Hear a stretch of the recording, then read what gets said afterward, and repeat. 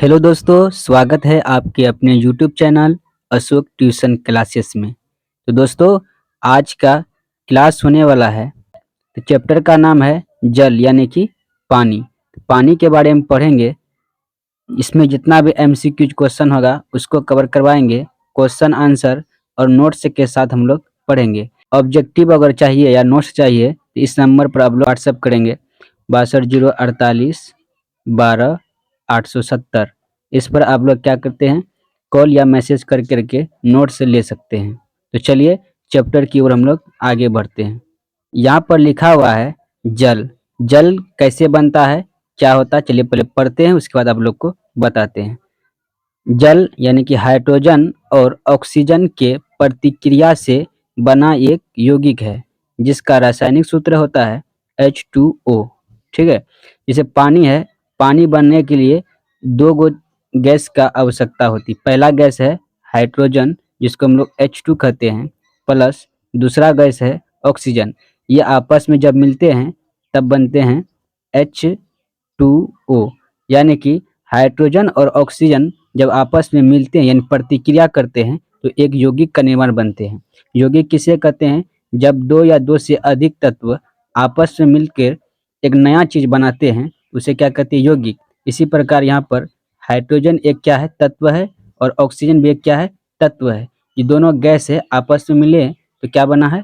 Hydrogen और oxygen. यानी कि हाइड्रोजन का परमाणु 2 हो गया और ऑक्सीजन 1, तो H2O। तो जल का रासायनिक सूत्र होता है H2O। उम्मीद है आपको यहाँ तक समझ में आ चुका होगा। हमारे वायुमंडल में जल कितनी अवस्था में होती है? हमारे वायुमंडल में 3 अवस्था में जल पाया जाता है। पहला है ठोस, दूसरा है द्रव और तीसरा है गैस। पहले हम लोग समझ लेते हैं ठोस के बारे में। जिस तरह से पानी है, पानी से क्या बन गया? बर्फ बन गया। तब बर्फ यहाँ पर क्या हो गया? सॉलिड हो गया, यानी कि मजबूत टाइप हो गया। ठोस कहते बर्फ को। यहाँ पर जो द्रव है, द्रव का मतलब वो सारी चीज जो बहने लगता है अपने आप, जैसे कि पानी हो गया, पेट्रोल हो गया, डीजल हो गया, ये सब क्या है? द्रव की अवस्था में ये सब पाया जाता है। तीसरा है गैस। गैस वैसा चीज होता है जो उड़ते रहता है, जैसे ऑक्सीजन गैस हो गया मंडल का, और कार्बन डाइऑक्साइड ये भी क्या है? एक गैस है। वह चीज जो उड़ते रहे उसे क्या कहते हैं हम लोग? गैस करते हैं। नोट में ये दिया गया है, जल पर लगभग पृथ्वी का 2/3 भाग होता है। पूरा पृथ्वी मान चलिए पृथ्वी 3 है तो उसमें 2/3 क्या है? 2/3 जल ही है, 1/3 क्या है? रहने का जगह है। ठीक है। दूसरा पॉइंट देख लेते हैं, पृथ्वी पर 2/3 जल होने के कारण पृथ्वी को कौन सा ग्रह कहा जाता है? तो नीला ग्रह कहा जाता है। ये सब क्वेश्चन बहुत इंपॉर्टेंट है। मतलब पृथ्वी पर कितना तिहाई जल रहता है? तो 3/3 रहता है, 2/3। मतलब कि अगर पृथ्वी 3 है तो उसमें 2/3, 2 भाग उसका जल ही, 1 ही भाग उसमें रहने के लिए है। ठीक है। दूसरा है, अगर 2/3 अगर जल है तो उस पृथ्वी को कौन सा ग्रह कहा जाएगा? तो नीला ग्रह कहा जाएगा। तो ऑप्शन फिर देखिए यहाँ पर थर्ड पॉइंट दिया हुआ है, मनुष्य के शरीर में लगभग कितना प्रतिशत जल होता है? तो 65% पूरा मनुष्य के शरीर में जल होता है। चौथा पॉइंट है, पृथ्वी पर 2/3 भाग पाए जाने वाले जल में केवल पीने योग्य जल 2% है। पूरा पृथ्वी पर जितना जल है उसमें से पीने वाले 2% ही हम लोग का जल है। क्या है? जल के गुण। जल के कुछ गुण भी होते हैं, उसको देखते हैं। पहला गुण है, जल रंगहीन, गंधहीन और स्वादहीन होता है। इसका मतलब हुआ पानी जो है ना, इसमें नहीं कोई कोई भी कलर इसमें नहीं होगा, यानी कि कोई भी रंग का नहीं हो सकता है। दूसरा है, पानी का कोई महक नहीं होता है। तीसरा है, पानी का कोई स्वाद नहीं हो सकता है। ठीक है। पानी का ना ही तो महक होता है, ना ही तो कलर होता है, और ना ही इसमें कोई स्वाद होता है। दूसरा टॉपिक है कि जल का अपना कोई आकार नहीं होता है। मतलब जल जो होता है ना, इसमें कोई आकार नहीं होता है। जिस तरह से एक बाल्टी है, बाल्टी में अगर पानी रख देंगे तो पानी किसका आकार का हो जाएगा? बाल्टी का आकार का। उसी प्रकार नदी में वही पानी चल रहा है तो नदी के आकार का वो पानी हो जाएगा। एक छोटा सा कोई बर्तन ले लेते हैं, उसमें अगर पानी रख देते हैं तो पानी उसी के आकार का हो जाता है। इसलिए पानी का कोई भी आकार नहीं होता है। तीसरा है, इसका आयतन होता है। हाँ, आयतन होता है कि कितना जगह ये घेर सकता है, ये तो निश्चित होता है, ठीक है।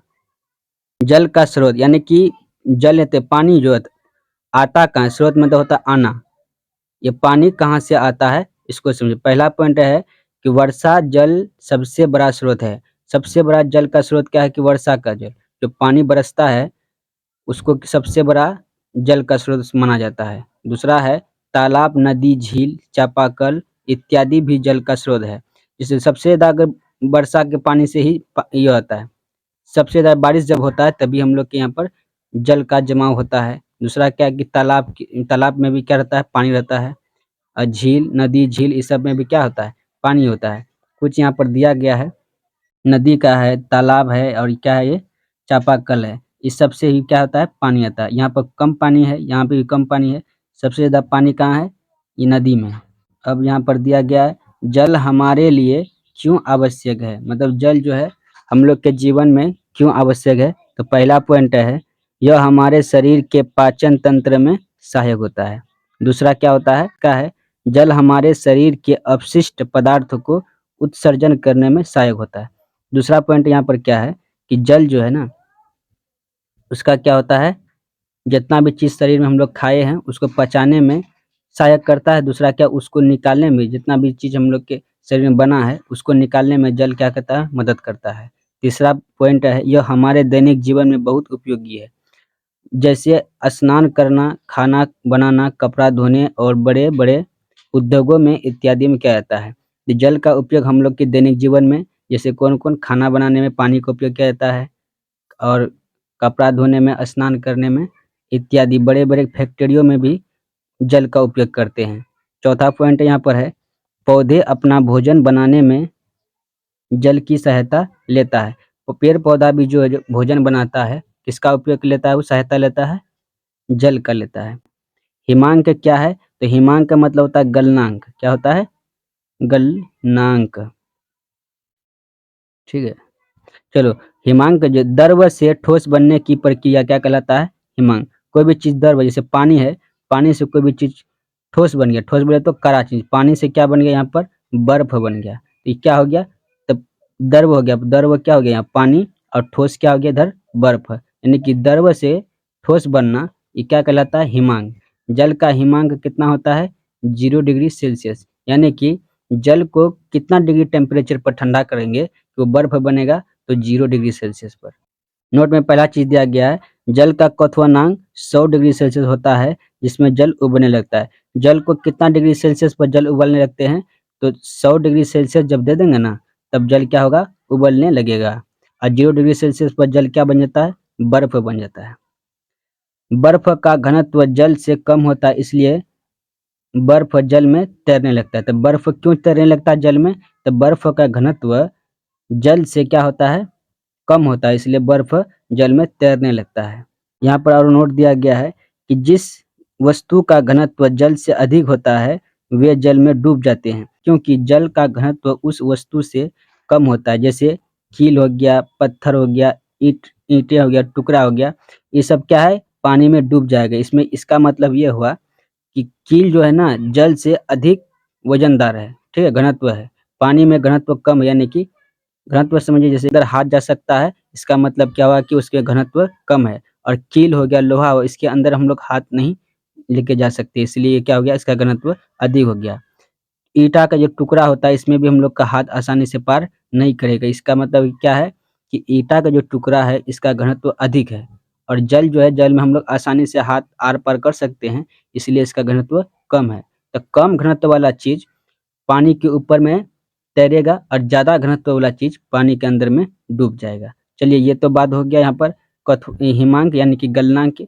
अब समझते हैं हम लोग क्वथनांक के बारे में। क्वथनांक जिस द्रव जिस ताप पर उबल उबल उपलब्ध हो उस ताप को क्वथनांक कहते हैं। यानी कि द्रव जिस निश्चित तापमान पर उपलब्ध हो उसे क्या कहते हैं हम लोग, क्वथनांक कहते हैं, ठीक है। अब जल के प्रकार, जल के प्रकार कितना है, दो है, ठोस जल और मृदु जल।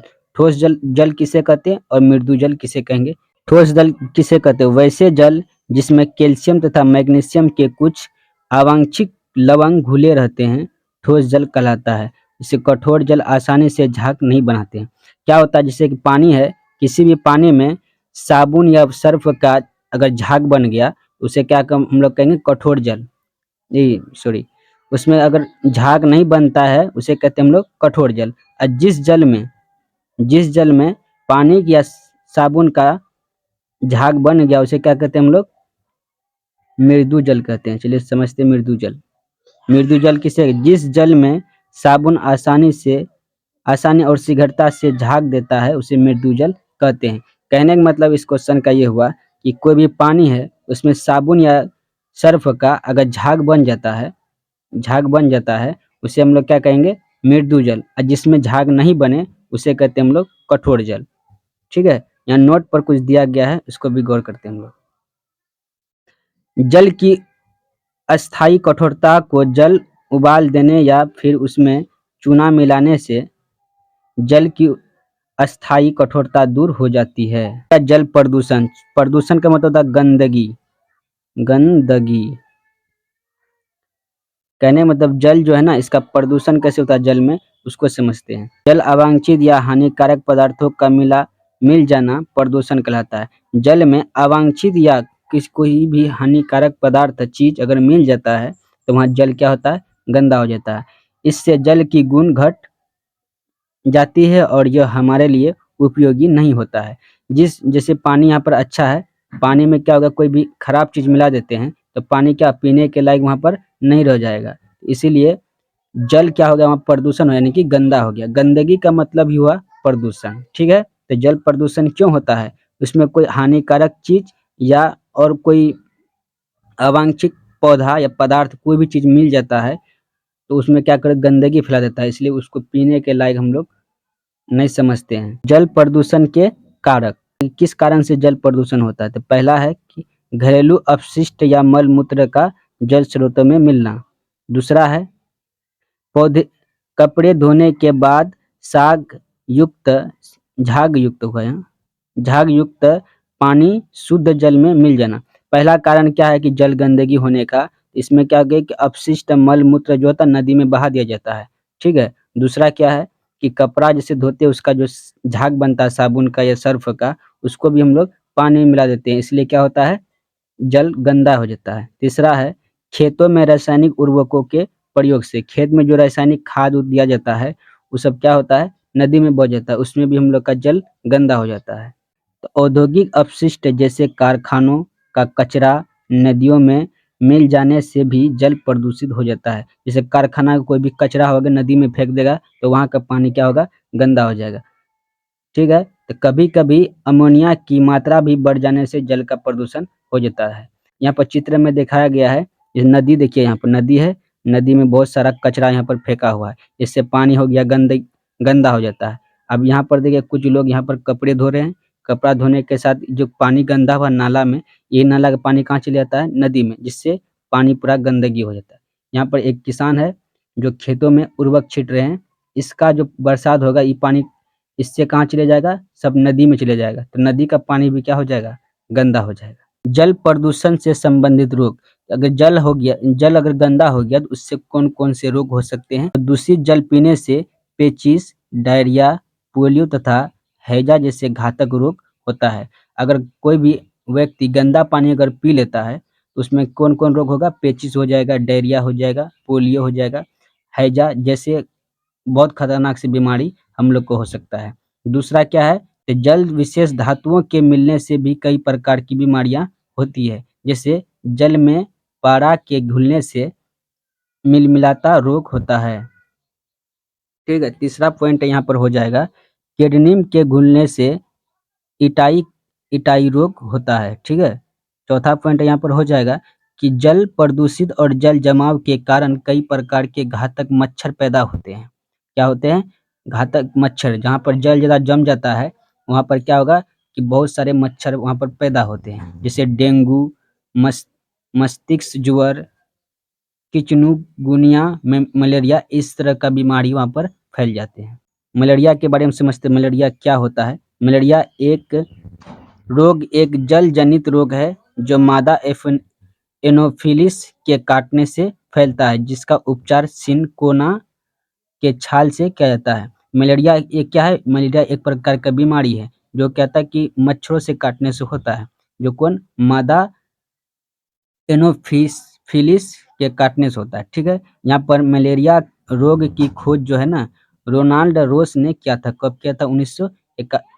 1901 ईस्वी में किया था। तो मलेरिया एक क्या है? बीमारी है जिसका खोज किसने किया था? रोनाल्ड रोस ने 1901 ईस्वी में किया था। डेंगू मलेरिया के जैसे यह भी जल जनित रोग है जो एडिस के काटने से फैलता है। अगला पॉइंट है मच्छरों से बचाव। मच्छरों से हम लोग कैसे बच सकते हैं? तो घर के आसपास जल एकत्र ना होने दें। तो जो घर के आसपास में जो पानी होता है, नाला होता है, उसमें पानी एकत्र होने के लिए नहीं देना है।